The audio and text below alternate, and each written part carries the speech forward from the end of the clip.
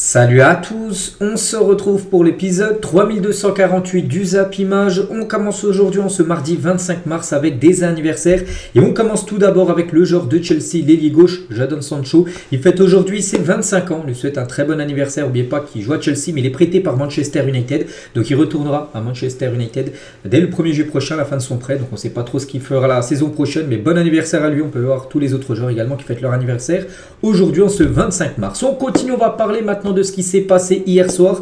Donc c'est toujours la trêve internationale. Et tiens, il y avait l'équipe de France Espoir qui jouait contre la Slovaquie Espoir. C'est un match amical pour préparer l'Euro Espoir qui aura lieu dans quelques semaines. Ça sera l'été prochain. Et les Bleuets donc, se sont imposés 4-0 du côté de la Slovaquie. Magnifique victoire. N'oubliez pas que lors du match précédent, ils ont gagné 5-3 contre l'Angleterre. 9 buts inscrits sur leurs deux matchs de cette trêve internationale. Pour les jeunes français, donc un doublé de Mathys Tel et un doublé de Arnaud Kalimundo. Donc magnifique victoire bien sûr de l'équipe de France Espoir. On va parler cette fois-ci des sélections A. Il y avait quelques rencontres hier et tout d'abord l'Angleterre qui jouait contre la Lettonie.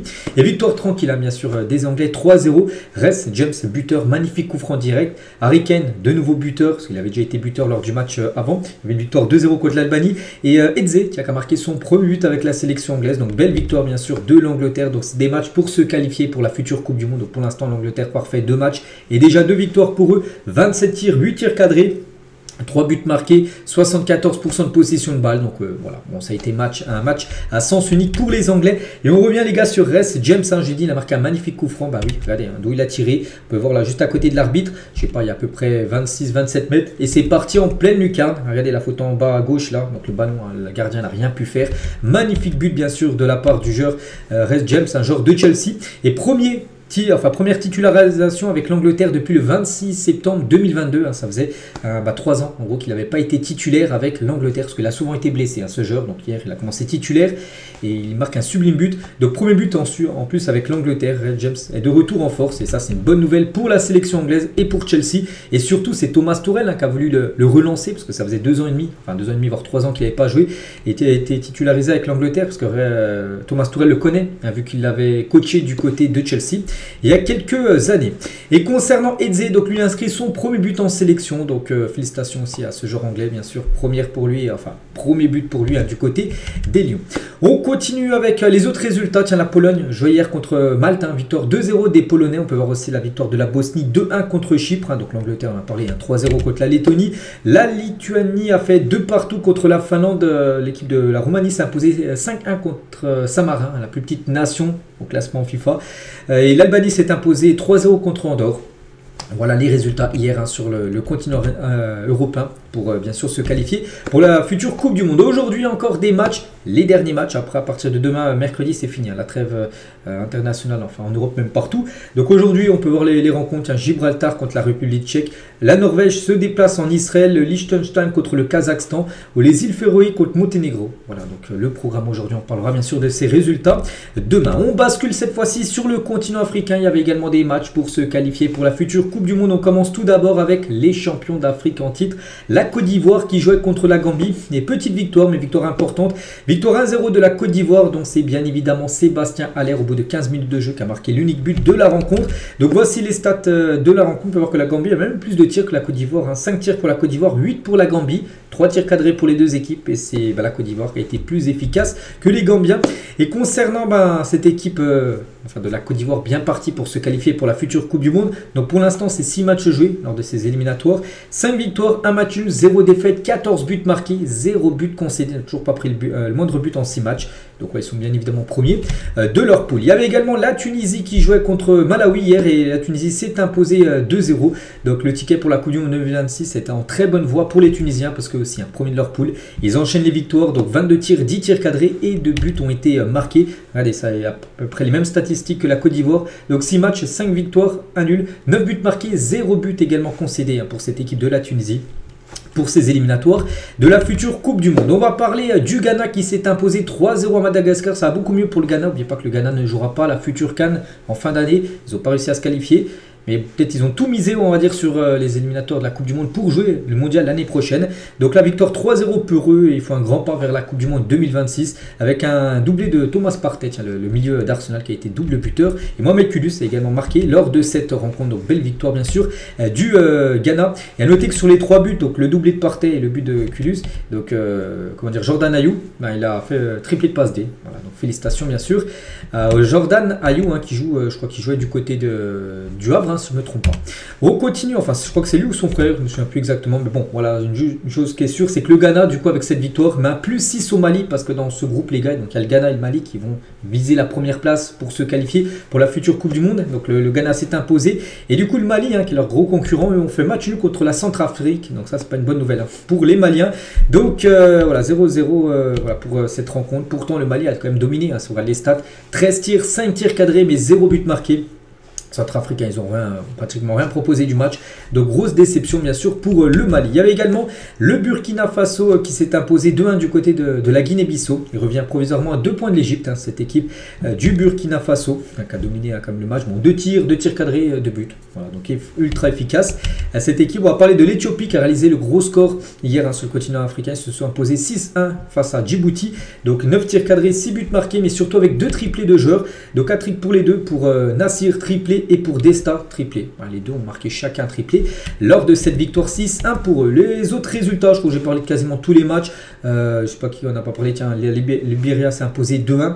Ou par exemple la Namibie 1 partout contre la Guinée équatoriale. Voilà, pour faire le tour de tous les résultats bien sûr. Hier, 24 mars. Aujourd'hui, c'est les derniers matchs sur le continent africain pour se qualifier pour la future Coupe du Monde. Enfin sur cette trêve bien évidemment. Donc gros programme aujourd'hui. Je ne vais pas citer toutes les rencontres, mais par exemple le Maroc joue contre la Tanzanie, le Sénégal contre Togo, il y aura un RDC contre la Mauritanie, l'Algérie contre Mozambique, l'Égypte contre Sierra Leone.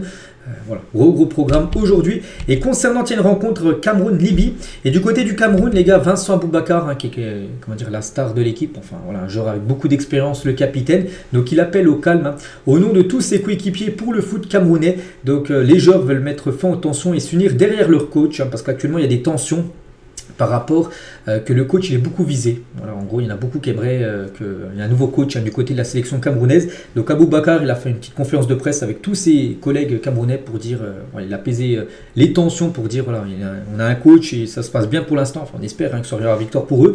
Mais voilà, il a appelé au calme tout simplement. Vincent Aboubakar. On va parler d'un match, j'ai dit, tiens, ils sont donc l'Algérie contre la Mozambique, c'est ce soir 22 h. Les gars, c'est un gros match. Donc l'affiche promet, donc Koundé, donc le sélectionneur du Mozambique, ça va être le match le plus important de notre histoire, soit pour la Mozambique contre l'Algérie. Donc c'est notre rêve d'aller à la Coupe du Monde. Donc l'équipe nationale algérienne a également vendu toutes les places pour le match de ce mardi ce soir. Il y a eu 50 000 billets qui sont partis en l'espace de 4 heures. Parce que ce soir, regardez, l'Algérie, la Mozambique, n'oubliez pas, c'est le premier qui se qualifie pour la Coupe du Monde et le deuxième jouera les matchs de barrage. Toujours compliqué, les matchs de barrage. Donc pour l'instant, les deux équipes sont à 12 points. Donc c'est pour ça que ce soir, c'est un match hyper important pour l'Algérie qui reçoit et pour la Mozambique. Donc voilà, pour la Mozambique, comme je dis, c'est un match pratiquement le plus important de leur histoire. Ils veulent faire un résultat ce soir en Algérie pour avoir le rêve d'aller à la future Coupe du Monde. Donc c'est ce soir 22 h. Cette grosse rencontre. Et à noter que l'Algérie quand même a vaincu depuis 7 matchs. Sur ces 7 matchs, les Fennecs ont inscrit quand même 21 buts, une défaite en 11 matchs pour Petkovic depuis son arrivée. Donc ce soir, gros match contre la Mozambique. On va parler aussi du Maroc, les gars, qui restent quand même sur une série de 9 victoires d'affilée. Et ce soir, le Maroc joue contre la Tanzanie. Donc sur ces 9 derniers matchs, le Maroc n'a encaissé que 4 petits buts sur leurs 9 dernières rencontres. En plus, ils ont gagné à chaque fois les matchs. Le Sénégal aussi, qui eux a vaincu depuis 13 matchs. Ils jouent ce soir contre le Togo. Seulement un but encaissé pour les Sénégalais. C'était face à la République démocratique du Congo. Score final 1 partout. Donc la dernière défaite du Sénégal, c'était face à la Côte d'Ivoire lors de la dernière Coupe d'Afrique des Nations. Il y a plus d'un an. C'est une équipe qui perd plus du tout, le Sénégal. Donc ce soir, objectif bien sûr s'imposer contre le Togo et enregistrer un 14e match d'affilée sans défaite pour les Sénégalais. Et concernant la sélection de l'Égypte, seulement 2 défaites pour l'Égypte depuis son élimination lors de la dernière CAN face à la République démocratique du Congo. Depuis, les Égyptiens ont joué 13 matchs, 7 victoires, 4 nuls, 2 défaites. Bon, il y avait un match amical face à la Croatie et face à l'Afrique du Sud. Donc voilà, ce soir, ils jouent contre Sierra Leone. Donc on parlera de ce résultat et Mohamed Salah devrait jouer bien sûr cette rencontre. Donc voilà ce qu'il y a à dire sur le continent africain des matchs d'hier, du programme également de ce soir. On bascule du côté du continent, on va dire, d'Océanie, hein, vers l'Australie, tout ça. Parce que là-bas, il y a aussi des matchs, hein, pour se qualifier pour la future Coupe du Monde. Et officiel, la Nouvelle-Zélande se qualifie pour la Coupe du Monde 2026. Bon, hier, ils ont joué, ils ont gagné. Et du coup, ils se qualifient une première depuis la Coupe du Monde 2010. Ça faisait, on va dire, 16 ans, si on prend en compte l'année prochaine, qu'ils n'avaient pas réussi à se qualifier pour une Coupe du Monde. Donc, ils seront bien à la future Coupe du Monde. La Nouvelle-Zélande, donc du coup, pour l'instant, on connaît 5 pays officiellement qualifiés pour cette future Coupe du Monde. Donc, les pays hôtes, hein, donc le Canada, le Mexique, les États-Unis, donc déjà qualifiés d'office, et le Japon, qui avait déjà été qualifié il y a quelques jours, et maintenant la Nouvelle-Zélande. Donc, voici pour l'instant les 5 pays pour l'instant qualifiés pour cette Coupe du Monde. Continuons pour la direction cette fois-ci du continent sud-américain, parce que ce soir et dans la nuit prochaine, voici le gros programme de cette 14e journée des éliminatoires sur le continent sud-américain. Donc il y aura Bolivie, Uruguay. Ce soir, il y aura la Colombie contre le Paraguay, le Venezuela contre le Pérou, le Chili contre l'Équateur, mais surtout l'Argentine contre le Brésil. C'est en plein milieu de la nuit, donc là c'est marqué 21h à Buenos Aires. Je ne sais pas en France, peut-être, je sais pas, j'ai regardé peut-être 2h du matin, peut-être le coup d'envoi, hein, concernant cette rencontre. Donc voilà le gros programme aujourd'hui. Et concernant l'Argentine, hein, donc c'est simple, sera qualifié. Donc il joue, hein, ce soir en plus contre le Brésil. À mon avis, c'est très chaud, hein, ce soir comme d'habitude. À noter que Neymar, hein, n'est pas là, ni Messi, hein, c'est dommage. Mais voilà, c'est très chaud parce que c'est les deux grands pays rivaux, on va dire, sur le continent sud-américain. Et l'Argentine, c'est simple, hein, sera qualifiée d'office pour la Coupe du Monde en cas de victoire ou nul. Hein. Donc ce soir, s'ils ne perdent pas contre le Brésil, on pourra les rajouter dans cette liste-là. Ils auront leur ticket officiellement pour jouer cette future Coupe du Monde, l'Argentine.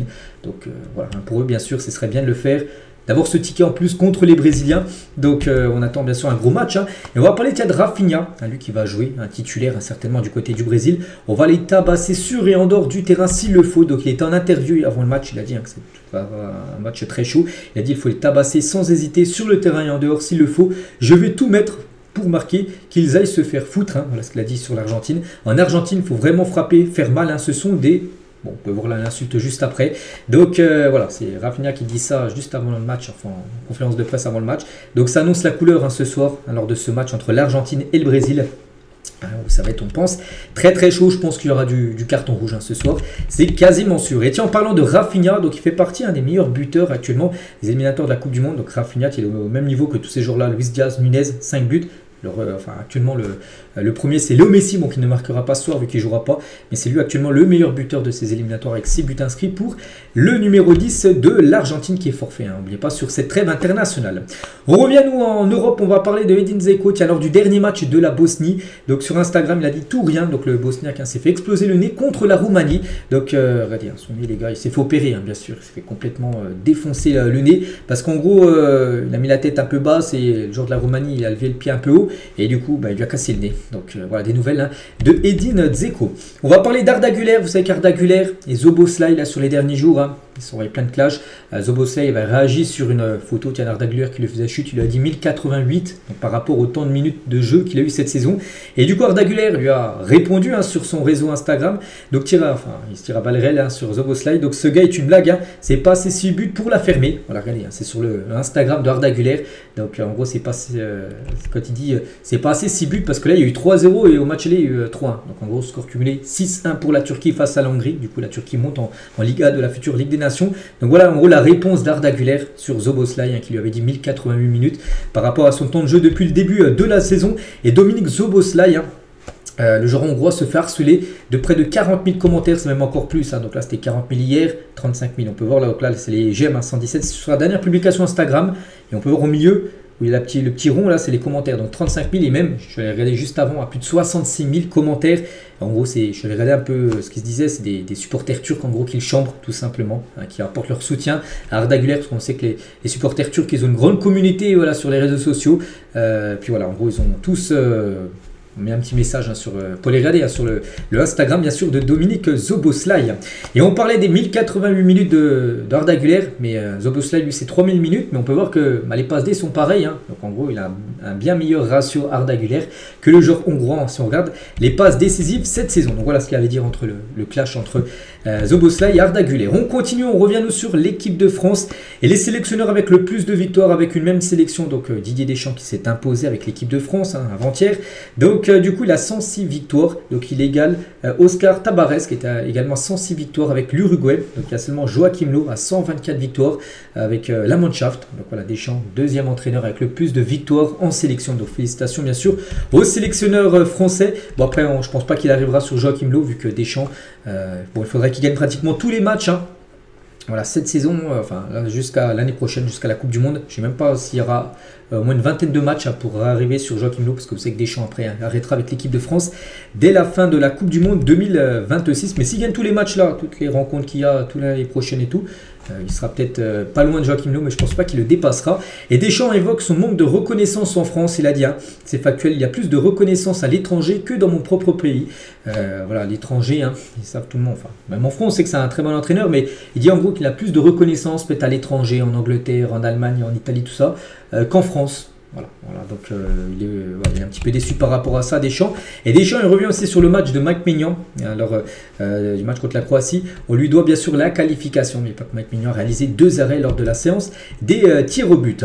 Et toujours sur ce match contre la Croatie, donc dimanche lors de la dernière causerie de Deschamps, Mbappé avait mobilisé ses troupes comme il se doit. Il s'adressait aux plus anciens en évoquant les jeunes qui sont arrivés, qui ont du talent et qu'on doit emmener avec nous. Hein. On a la dalle, si on met ce qu'il faut, on va se qualifier, ça va le faire, pas de doute, a-t-il ajouté, selon un cadre du groupe, hein, parce que Mbappé est capitaine, donc il a pris la parole avant le match. Hein. Donc l'équipe de France avait 2 buts à remonter, ce qui a été fait, et qualification après les tirs au but, mais il a pris son rôle de capitaine à cœur en parlant aux plus anciens pour dire voilà, qu'il faut accompagner les plus jeunes, donc voilà, tous les jeunes, donc Désiré Doué, tout ça, ceux qui viennent d'être en équipe de France, voilà, pour les emmener avec eux. Voilà, tout simplement essayer de réussir l'exploit, et l'exploit a été réalisé, hein. Et toujours avec Mbappé, donc il a eu l'attitude d'un vrai leader, donc c'est lui, hein, qui est venu réconforter Koundé et Hernandez en premier après leur tir au but raté lors de la séance, hein. Il est venu aussi encourager Mike Maignan après son tir au but marqué au cours de la soirée, hein. Il est venu haranguer le Stade de France à plusieurs reprises quand l'ambiance se refroidissait. Il faisait comme ça pour que l'ambiance remonte, bien sûr, pour que les supporters chantent encore plus, pour amener de la force pour les joueurs de l'équipe de France. Donc c'est vrai qu'il avait ce statut de leader, de capitaine. Kylian Mbappé, c'est qu'on le voit très rarement comme ça. Et là, il a montré, hein, que ça peut être un bon capitaine pour les Bleus. Et Mbappé avec son match, hein, avant-hier, en plus j'en ai parlé hier, je vous ai dit que c'était son 500e match, je ne vous avais pas dit le nombre de matchs à peu près qu'il a joué dans chaque équipe où il a pu jouer dans sa carrière. Ben voilà. À 26 ans, Mbappé a disputé face à la Croatie son 500e match en carrière, donc 88 avec l'équipe de France, 44 avec le Real, 308 avec le PSG et 60 avec Monaco, ce qui fait 500 matchs en carrière pro pour Kylian Mbappé. Et toujours tiens avec Kylian, donc on parle, hein, de 88 matchs en équipe de France, mais son premier, ben, c'était il y a 8 ans jour pour jour. Mbappé faisait ses grands débuts en équipe de France face au Luxembourg. On connaît la suite, hein, bien sûr, un joueur qui a gagné une Coupe du Monde, qui a marqué un triplé dans une autre Coupe du Monde, enfin une finale, hein, je vous parle, malheureusement perdu.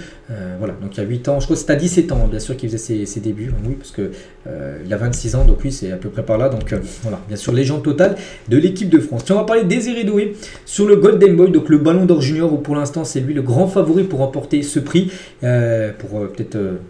on va dire, succéder à Lamine Yamal, hein, qui a remporté lors de la dernière édition ce Golden Boy. Il a dit j'ai conscience, mais voilà, ça passe par le travail et surtout ce que je vais faire avec mon club. Le plus important, c'est de bien terminer la saison. Il y a encore des mois bien chargés, donc il faudra performer collectivement et aller chercher les trophées. Et bien sûr, si tout ça, s'il y a des trophées avec le PSG, bon, on pense la Ligue 1, certainement, peut-être la Coupe de France, la Ligue des Champions, on ne sait pas. Il y a la Coupe du Monde des clubs aussi que le PSG va disputer. Donc voilà, c'est des gros trophées. Donc oui, bien sûr, le Golden Boy, hein, pour être pourrait revenir à Désiré Doué.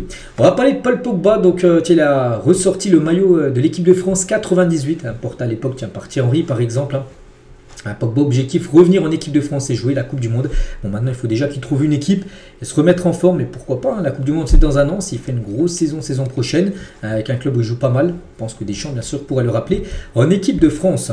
Toujours, tiens, sur le match contre la Croatie, à noter que 7 supporters de la Croatie en garde à vue pour des saluts nazis, voilà, dans les tribunes. Voilà, donc 7 personnes sont parties en garde à vue juste à la fin de la rencontre. On va parler cette fois-ci de Pedri, qui est un journaliste après la qualification de l'Espagne au tir au but également. Je rencontre la France, hein, lors du prochain tour, ça en demi-finale. Le journaliste, il a dit, hein, quelle est la première chose que tu as dit à Lamine quand il a raté, parce que Lamine Yamal a tiré lors de la séance des tirs au but, il n'a pas marqué. Donc Pedri, il a dit rien, il a tiré un penalty de merde en gros. Il a très mal tiré son penalty Lamine Yamal, mais Lamine Yamal avait été buteur dans le jeu en prolongation. Il avait marqué le but du 3-3 en gros pour l'Espagne. Donc ouais, une scène déjà dans le rond central, on peut voir, hein, magnifique passe D. Et Lamine Yamal, comment il a emmené le ballon avec lui, donc un petit extérieur voilà, du pied gauche hein, qui a amené parfaitement le ballon. Donc après il a marqué juste après Lamine Yamal. Quel joueur hein, bien sûr, le jeune espagnol. Et n'oubliez pas concernant les groupes pour se qualifier pour la future Coupe du Monde, hein, on avait parlé de la France avec l'Ukraine, l'Islande, l'Azerbaïdjan, mais l'Espagne les gars, je viens juste de voir parce que j'avais pas vu leur groupe, ils ont quand même un énorme groupe, hein, donc l'Espagne dans le groupe E, juste à côté, tiens Espagne, Turquie, Géorgie, Bulgarie. La Turquie c'est toujours très compliqué à jouer, la Géorgie également. N'oubliez pas, c'est le premier qui se qualifie, le deuxième passera par les barrages. Voilà. Bon, pour l'Espagne pour l'instant, oui, ils sont quand même favoris, mais voilà, hein, c'est quand même un gros groupe. Hein. Comparé peut-être à d'autres groupes, donc l'Allemagne, il y aura la Slovaquie, l'Irlande du Nord, le Luxembourg. Donc pour l'Allemagne, je pense que ça va le faire. La Suisse, il y aura la Suède, Slovénie, Kosovo, le Danemark, hein, Grèce, Scotland, enfin l'Écosse et le Bélarus. Pour le Portugal, avec la Hongrie, République d'Irlande et l'Arménie. Sinon, on peut voir les Pays-Bas. Donc là, par exemple, là, ce sera des poules à 5. Donc là, c'est des poules à 4, en gros, c'est ceux qui sont en demi-finale de la Nation League, comme l'Allemagne, comme la France, l'Espagne ou même le Portugal. Mais concernant ceux qui ont été éliminés voilà, en quart de finale, donc ce sera des poules de 5, on peut voir les Pays-Bas, la Belgique, l'Angleterre, ils ont qui? Donc l'Albanie et la Lettonie qu'ils ont déjà joué hein, sur cette trêve internationale. Et toujours tiens cette future Coupe du Monde l'année prochaine, hein, vous savez aux États-Unis. Regardez, ça fait la une aujourd'hui du journal L'équipe en ce mardi 25 mars, un mondial made in Trump, hein, Trump donc le président bien sûr des États-Unis. Donc Donald Trump s'approprie le mondial avec le soutien de la FIFA au détriment des autres pays co-organisateurs, le Canada et le Mexique en attendant les JO à Los Angeles en 2028. Donc voilà. En plus, on voit son visage là en plein milieu de la Coupe du Monde. Et en parlant d'une Coupe du Monde, donc l'année prochaine 2026, on sait c'est dans 3 pays, mais la Coupe du Monde, vous savez, 2034, donc après il y aura celle 2030 qui se jouera en Espagne, au Portugal et au Maroc, hein, c'est officiel. Et après, la prochaine, 4 ans après, ça sera en Arabie Saoudite. Et un travailleur pakistanais est décédé sur un chantier de la Coupe du Monde 2034 en Arabie Saoudite. Il s'agit du stade Aramco Al-Khobar, parce qu'actuellement les stades sont en train d'être construits hein, du côté de l'Arabie Saoudite pour cette Coupe du Monde qui aura lieu maintenant. Bon, là, pas maintenant, voilà, dans quelques années quand même.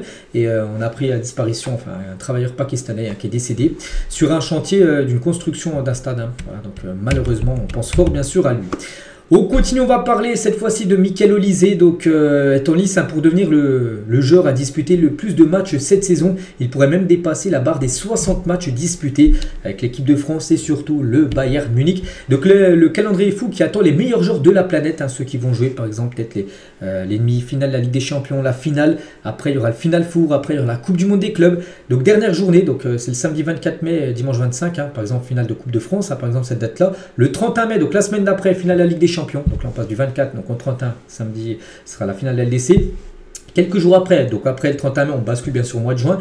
Donc c'est les demi-finales de la Nation League hein, avec le mercredi 5 et le jeudi 6 où la France jouera contre l'Espagne le jeudi 6. Ensuite, le samedi 8, donc match pour la 3e place, la Ligue des Nations, la grande finale également le dimanche 9. Hein. Ensuite, le 14 juin, c'est le début de la Coupe du Monde des clubs. Voilà, donc une semaine après la fin de la finale de la Ligue des Nations. Donc par exemple, je ne sais pas si la France va en finale, et ben Michael Olise va jouer lui avec le Bayern, hein, la Coupe du Monde des clubs. Donc là, début de la Coupe du Monde. Dimanche 13 juillet, finale de la Coupe du Monde des clubs, donc un mois de compétition. Et le week-end du 15, 16, 17 août, donc première journée en Ligue 1, en Première Ligue, en Liga. Donc voilà, il y a des joueurs qui vont jouer énormément de matchs, qui ont pratiquement pas de repos. Voilà. C'est maintenant des calendriers complètement fous. La preuve avec cette fin de saison qui va être folle pour certains joueurs. On va parler cette fois-ci de Xavi. On revient 27 ans jour pour jour en arrière. C'est un 25 mars. Hein, et Xavi faisait ses grands débuts du côté du FC Barcelone. C'est devenu bien sûr une légende totale, Xavi, en tant que joueur. Bon, peut-être pas en tant qu'entraîneur parce que il a fait un petit séjour. Bon, il a gagné quand même la Liga et la Super Coupe d'Espagne. Je suis sûr qu'il reviendra un jour entraîner le Barça. Et Xavi, c'est quasiment sûr. Et voilà, il y a 27 ans, il faisait ses grands débuts du côté du Barça en tant que joueur. Denzel Dumfries est forfait pour les 3 prochains matchs de l'Inter Milan. Donc le latéral néerlandais pourrait revenir lors du quart de finale de Ligue des Champions face au Bayern. Ouais, il devrait louper les matchs déjà ce week-end pour son équipe de l'Inter. On va parler cette fois-ci de Ferland Mendy. Et le Real Madrid recherche une alternative à Ferland Mendy. Longtemps une piste prioritaire. Alphonso Davies a récemment prolongé au Bayern. C'est que Davies depuis longtemps était pisté par le Real, mais depuis un mois, il a annoncé, il a prolongé son contrat au Bayern. Donc on pense maintenant, c'est sûr, c'est fini. La piste du côté du Real, mais voilà, le Real Madrid recherche un plan B. Bon, il y a Fran Garcia, vous allez me dire, hein, qui est joueur du Real Madrid, qui joue défenseur gauche, mais le Real Madrid aimerait avoir un autre défenseur gauche. Donc ils sont en train de regarder sur le marché hein, les joueurs intéressants. On va parler de l'autre côté, donc là on a parlé de défenseur gauche, mais défenseur droit, Trent Alexander-Arnold. Donc lui on sait qu'il y a de fortes chances hein, qu'il rejoigne le Real. Et d'après Marca, un journal espagnol. Donc Trent Alexander-Arnold a donné sa parole au Real Madrid. Il veut rejoindre le club cet été. Donc il a encore refusé une proposition de prolongation de contrat de la part de Liverpool. Donc Alexander-Arnold jouera bien pour le Real Madrid la saison prochaine. Un accord a été trouvé sur les conditions personnelles. Donc salaire de 15 millions d'euros bruts par saison. Bonus de performance alléchant. Donc s'il est bon sur voilà, des bonus, en gros il touchera des bonus tout simplement. Et prime à la signature équivalent à une somme de transfert raisonnable. Vu qu'il arrive gratuitement, le Real Madrid lui donnera une prime à la signature comme Mbappé. Il est arrivé gratuitement du PSG au Real, il a touché une prime à la signature, je ne sais pas combien c'était, donc lui aussi toucherait une prime à la signature, donc je ne sais pas, ça peut monter à 10-15 millions d'euros, j'en sais rien, mais voilà, concernant Alexander-Arnold, c'est fait à 99,9%. Son transfert au Real Madrid arrivera le 1er juillet prochain gratuitement. Toujours avec le Real, est décidé aussi à recruter Dean Hudson dès cet été, donc le prix du défenseur de Bournemouth est évalué aux alentours de 50 millions d'euros. Concernant ce joueur, qui a joué, il ne devait même pas jouer là sur cette trêve. Il a remplacé Inigo Martinez, le défenseur du Barça, qui a dû annoncer forfait. Et il a pu jouer, il avait joué, c'est même lui qui a fait la passe D pour Lamine Yamal, qu'on a parlé tout à l'heure, où il a pris Lamine Yamal, il a emmené le ballon avec son extérieur. Donc voilà, ce joueur, les gars, le Real Madrid le veut absolument. Voilà, j'ai vu le Bayern aussi intéressé, mais le Real Madrid aura une longueur d'avance dans le dossier. Concernant Jérémy Frimpong, discussion en cours pour une arrivée de Frimpong à Liverpool. Les Reds ciblent le néerlandais pour pallier le départ d'Alexander-Arnold. Arnold, je dis défenseur droit, il va partir au Real, il faut trouver son remplaçant. Et Jérémy Frimpong devrait être le remplaçant d'Arnold du côté des Reds. Concernant Victor Osimhen, Naples place Victor Osimhen sur le marché avec une clause libératoire de 75 millions d'euros, parce qu'actuellement il joue au Galatasaray, mais il est prêté par le Napoli. Donc là, dès le 1er juillet prochain, la fin de son prêt c'est le 30 juin, donc le lendemain, le 1er juillet, il revient à Naples et Naples ne le conservera pas. Et Manchester pourrait revenir à la charge pour l'ancien buteur du LOSC. Voilà, donc c'est 75 millions d'euros si Manchester, bien sûr, veut s'offrir l'attaquant aussi. Mais on va parler aussi de Victor Gyökeres. Lui aussi, ça sent le départ l'été prochain, ce sera le gros feuilleton. Et quittera le Sporting contre 60 à 70 millions d'euros. Je pense qu'il peut y avoir pas mal d'équipes comme intéressées, surtout quand on connaît la qualité du joueur et le prix. Donc le buteur ne rejoindra pas Nottingham Forest, qui avait des vues sur le joueur. Nottingham va certainement jouer la Ligue des Champions saison prochaine. N'oubliez pas qu'ils sont quand même 3e de première ligne, Nottingham. Donc il y a des chances qu'ils jouent la LDC. Mais il ne devrait pas rejoindre cette équipe, mais peut-être une équipe plus connue, même si Nottingham ça reste une belle équipe, mais peut-être un plus grand nom, on va dire, peut-être dans le football anglais. Mais voilà, il quittera bien le Sporting, ça c'est quasiment sûr pour Gyökeres. Concernant Florian Wirtz, le Bayern Munich et Manchester City, de toute façon depuis longtemps, à chaque fois quand je vois des rumeurs sur Wirtz, c'est un des deux, donc soit le Bayern, soit City. Donc les deux sont très intéressés bien sûr par Wirtz. Donc Leverkusen veut le prolonger et lui laisser une clause libératoire pour l'été 2026. Le club allemand en attend 120-130 millions d'euros. Donc Leverkusen aimerait le conserver encore une année et lui donner un bon de sortie en gros l'année prochaine, lors de l'été 2026. On verra ce que décidera Florian Wirtz, actuellement blessé. Selon un arrêté de la préfecture de la Loire publié ce lundi, donc les supporters du PSG sont interdits de déplacement pour le match de la 27e journée de Ligue 1 contre Saint-Etienne. Donc c'est samedi à 19 h, Saint-Etienne contre Paris. Et les supporters du PSG sont interdits de déplacement du côté du chaudron du stade de Saint-Etienne. Voilà, pour éviter des débordements peut-être avec les supporters des Verts. Et toujours tiens avec le Paris Saint-Germain. Et officiel le complément d'enquête sur Nasser. J'en avais parlé il y a quelques semaines en gros qu'il y avait un documentaire sur Nasser, le président du PSG, qui allait bientôt sortir. Et ben voilà, c'est demain, c'est plutôt après-demain, désolé. Jeudi 27 mars à 23 h sur France 2. Et voilà, pouvoir, scandale et gros sous, les hors-jeux du PSG. Donc on va apprendre, je pense, pas mal de choses voilà, sur Nasser, le président du Paris Saint-Germain. Et tiens, toujours du côté du Paris Saint-Germain. Et selon Sport, 5 joueurs sont potentiellement sur le départ cet été au PSG. Ces 5-là, donc Donnarumma déjà, c'est vrai qu'on se souvient de son match exceptionnel lors du match retour contre Liverpool, mais pas sûr qu'il restera. N'oubliez pas qu'il lui reste un an de contrat. 2026, et on ne sait pas s'il prolonge, s'il prolonge pas. S'il prolonge pas, le PSG le vendra. Peut-être un nouveau gardien à Paris, il faut voir. Donc Marco Asensio prêt à Aston Villa. Je pense qu'Aston Villa va vouloir l'acheter, le conserver la saison prochaine. Gonzalo Ramos, avec le très faible temps de jeu qu'il a, on ne va pas rester au PSG. Ça sent le départ. Randal Kolo Muani, il est prêt à la Juve, mais il ne reviendra pas à Paris. Il peut revenir, mais il sera prêté ou vendu, bien sûr, dans un autre club l'été prochain. Et Lucas Hernandez également, qui joue très peu. C'est que c'est un remplaçant, Lucas Hernandez, du côté du PSG. Donc voilà, ces 5 joueurs pourraient tous quitter le Paris Saint-Germain. L'été prochain, bien évidemment, s'il y a 5 départs, il devra avoir du coup 5 arrivées pour combler les départs.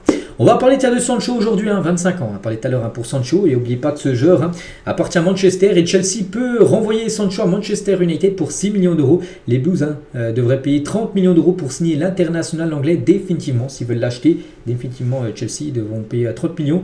Mais vu ses dernières performances, je crois que sur les 13 ou 14 derniers matchs, j'avais parlé en plus quand Chelsea jouait, je crois qu'il avait marqué 0 but, 0 passe D. Donc c'est très compliqué sa situation actuellement. Je ne pense pas que Chelsea va vouloir payer 30 millions d'euros pour acheter le joueur. Donc il devrait certainement retourner à Manchester United l'été prochain. Sancho. Le licenciement de Thiago Motta a coûté 20 millions d'euros à la Juventus Turin. Thiago Motta c'est fini, remplacé par Igor Tudor, l'ancien coach de l'Olympique de Marseille. Et du coup ça a coûté cher parce qu'il avait quand même un long contrat Thiago Motta. Donc du coup 20 millions d'euros doit débourser la Juventus à Thiago Motta pour le licencier. On va parler de Todd Boehly, s'est exprimé quant au futur de Chelsea. C'est le propriétaire de Chelsea, c'est lui qui envoie beaucoup de millions sur le mercato, voire des milliards. Pour le mercato de Chelsea, il a dit, si vous regardez ce qui se passe réellement à Chelsea, vous verrez qu'il y a une stabilité fondamentale. Je pense que nous mettrons en œuvre un plan qui permettra à Chelsea d'atteindre le niveau souhaité. Nous sommes actuellement dans le top 4. Voilà ce qu'il a pu dire sur cette équipe de Chelsea qui a moins plus de 50-60 joueurs sous contrat, énormément de joueurs prêtés par l'équipe de Chelsea. Ils ont encore recruté 2 joueurs là, il y a quelques jours, Essego et Giovanni Quenda, un joueur du Sporting, où ils ont déboursé 74 millions d'euros de Chelsea pour s'offrir ces 2 joueurs. Des nouvelles aussi, Jonathan David qui va quitter Lille, il est en fin de contrat là, en fin de saison, donc évoque son avenir au LOSC. Avec l'été qui arrive, je ne sais pas si je vais rester à Lille. Bon, voilà, il dit ça, mais il va partir de Lille, il ne va pas rester, c'est quasiment sûr. Si je finis par partir, je vais devoir élever mon niveau. Je ne suis pas garanti d'être titulaire si je vais dans un gros club. L'année prochaine sera très importante. Je vais devoir prendre une décision intelligente. Voilà. Mais je ne le vois pas rester. Voilà, quand il dit ça, sinon il aurait déjà depuis longtemps prolongé du côté de Lille. Il va tenter bien sûr un plus gros club de Lille. Après, bien sûr, sera lui d'aller dans un club où il peut avoir du temps de jeu, parce que s'il va dans un club où il y a déjà 2-3 attaquants numéro 9, ça sera compliqué pour lui bien sûr d'avoir du temps de jeu. Et on finit aujourd'hui du côté du Portugal. Et une question, donc Cristiano Ronaldo, donc il a raté un penalty contre le Danemark avant-hier, donc il a raté comme son 9e penalty de sa carrière avec le Portugal sur 30 tentatives. Ça fait beaucoup quand même, ça fait un penalty sur 3 loupés pour Ronaldo avec le Portugal. C'est que c'est pas ouf. Donc pensez-vous que Cristiano Ronaldo devrait laisser Vitinha ou Bruno Fernandes frapper les tirs au but lors des prochaines échéances de la CLSO? Pour moi, oui, mais bon, Ronaldo, on sait qu'il a cet objectif d'atteindre la barre des 1000 buts. Et bien sûr, les pénaltys, c'est pratiquement des buts assurés, enfin. De temps en temps, même si Ronaldo, il a un peu du mal. Mais c'est vrai que Vitinha, aussi, il les tire très bien, Vitinha. Du côté du PSG, quand il les tire, il a sa façon de les tirer. Aussi Bruno Fernandes, qu'on loupe très rarement. C'est vrai que ces deux-là sont beaucoup plus efficaces au pénalty que Cristiano Ronaldo, qui veut tout le temps les tirer. Donc oui, je pense qu'il faudrait laisser plutôt Vitinha ou Fernandes qui ont un meilleur pourcentage de réussite. Mais bon, Ronaldo, comme j'ai dit, il a cet objectif des 1000 buts en carrière. Et marquer un but sur penalty, on va dire c'est pratiquement un but facile ou un but assuré. Donc voilà les gars ce qu'il y a à dire aujourd'hui. J'espère que ça vous a plu. Donc on se retrouve nous demain, bien sûr, demain mercredi. Il y a des matchs, regardez, il y a plein de matchs continent africain. Il y a les matchs aussi, l'Argentine-Brésil, qu'on parlera tout ça demain. Et après, on basculera ensuite sur les clubs. Parce que dès après-demain, on est le 25, le 27, il y a après-demain jeudi, le Barça joue, n'oubliez pas, contre Osasuna. Un match qui se jouera là, un match qui a été décalé à cette date-là. Et moi, je vous laisse, je vous souhaite une très bonne journée et à demain.